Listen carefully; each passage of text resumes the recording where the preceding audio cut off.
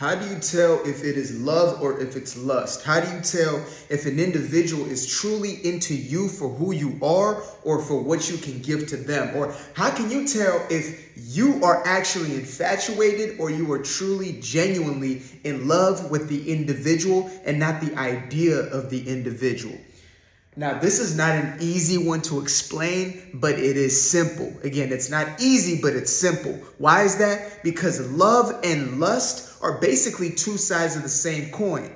Where there is infatuation, where there is desire, where there is a true physical attraction, there is usually going to be associated a feeling that is more than emotional or more than physical. There's going to be a spiritual connection on the other side of that.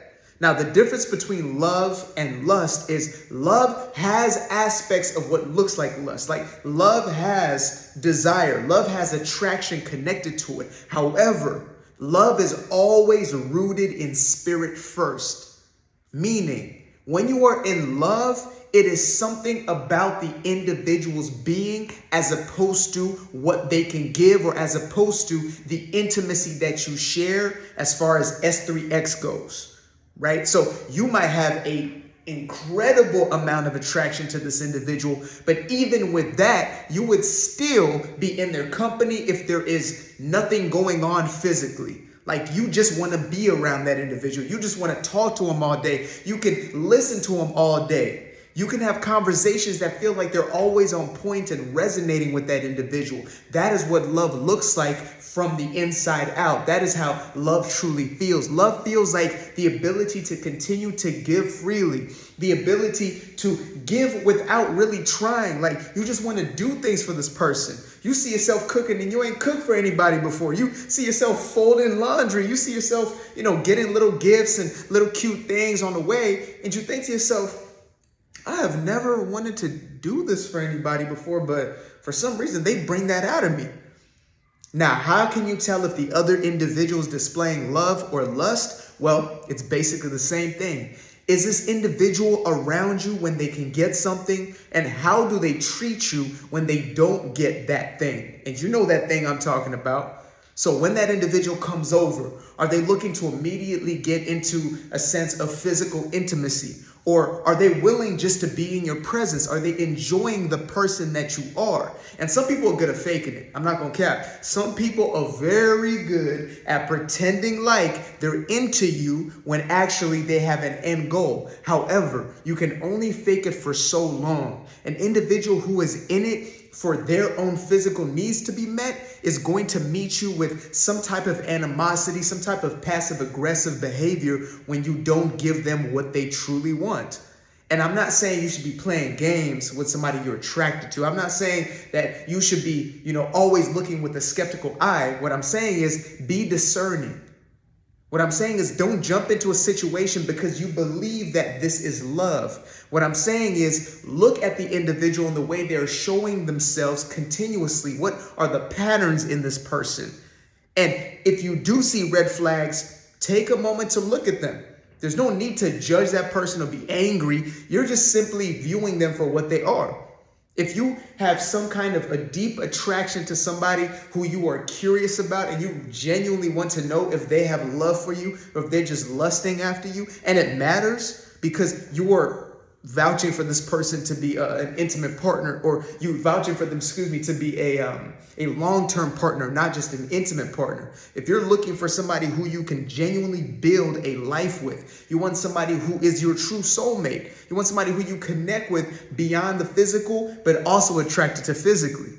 If you are looking for that type of situation, then it is worth the wait. It is worth the patience of seeing this individual. It is worth the wait of seeing who they truly are, of seeing how they react in different types of situations. If you say, I'm not really feeling, or you're not really in the mood for something, are they going to be upset? Are they going to be mad? Are they going to try guilt trip you into taking, an action that you don't feel like at that moment in time? Or are they going to be chilling and say, you know what, babe, why you tripping? What?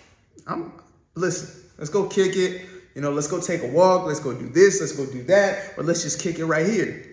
And if that person is more interested in you than they are in, again, whether it is the physical intimacy, as I'm calling it right now, due to some strict regulations on the platform. If they are, simply looking for that, or when you say you're not down, then you see them automatically, let's say, go to their phone, right? Or let's say they put on a movie and basically ignore you. Like, there's a difference between quote unquote real intimate or Netflix and chilling. There's a difference between a real love connection where you're watching a movie with somebody you love and y'all laughing together and y'all are interacting and engaging in that situation. There's a difference between that and somebody who is trying to disconnect because they're upset. There's a difference between somebody trying to disconnect because they're upset, they're frustrated. And I'm not saying they might be looking for the next jump off or the next person to basically, slide in with, but they just might look for an escape because they're not really into you.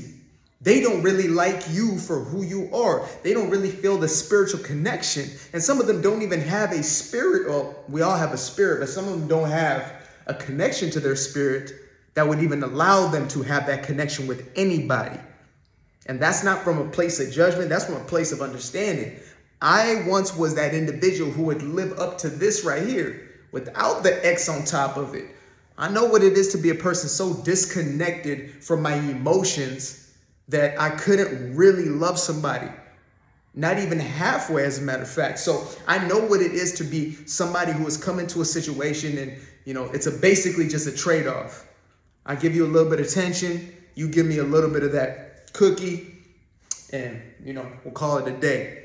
You give me a little bit of that eggplant emoji and I'll give you a little bit of that cookie and we call it a day. When you're looking for something that is real, that is sustainable, when you're looking for something that is going to last the test of time, something that you can build, something that has a true foundation, a core and an essence to it, something that is going to last, you need to make sure that individual has actual, genuine love for you. They have to love you and they have to like you. Somebody can have love for you or love for the things that you do love, but they actually don't like you. They don't like being around you. And you might have met some individuals in your lifetime who might have wanted something for you and they could even be around you until they got that, but they really didn't like who you were. They didn't know who you were. They didn't want to get to know who you were. They didn't investigate to get to the depth of who you truly are as a person, as an individual. They didn't ask about your story. They didn't ask about your dreams, your hopes, your ambitions, or at least not without an agenda.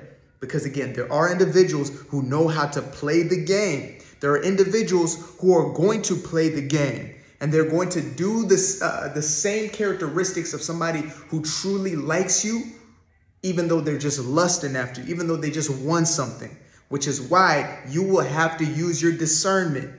Like I said earlier, you have to be patient with that process. It is worth it. Trust me. And the more discerning you become, the more you take time to step into a bird's eye or a third eye view of the situation, the clearer it's going to become and the easier it will be to see if somebody's really for you or if they just for your body, if somebody's really for you or they just want something from you. And once you see that, you can then make the decision of what you want to do. Because some people are going to watch this and still go back to, basically falling for the lust and falling into lust and basically getting in that cycle until they're sick of the cycle and they finally want something that is real, that is genuine, that is authentic, that is about them as a person and not what they can deliver, a situation they can actually add to and build upon, as opposed to something that's always taken away. Peace.